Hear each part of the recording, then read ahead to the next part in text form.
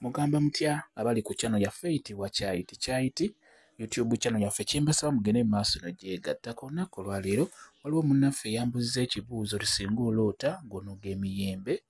Ebiseera ebisinga nno siddamu nze birooto, ebirooto bizibu eky'amazima era nze nziramu ekyo kye mbeera mmanyi kye mba ngoberedde. Kakati okuloota ng'onoga emiyembe, ekyoto ekyo tekiba kibi, buba buwanguze ku ekyo ky'obeera oli mu kukola. Oyinza okuba ng'olina omulimu gw'oli mu kukola naye ng'omaze ebbanga nga weetaaga obuwanguzi mu ekyo ky'okola. Ebiseera ebisinga okuloota ng'onoga emiyembe buba buwanguzi mu ekyo ky'okola. Okuggyako n'ekirala, mulimu abavvuunula ebirooto nga babivvuunula nga babitunuuliza nnyo nti bajjajja bakubanja, nti oba kino na kino, naye nga babitunuuza nnyo eyo bajjajja, jjajja gundi.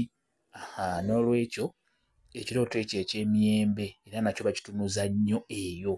Naye nze ntunuulidde kino, buli w'oloota ng'onoga emiyembe, ebiseera ebisinga buba buwanguzi mu ekyo ky'obeera otunuulidde oba ky'obeera okola. Okitegedde?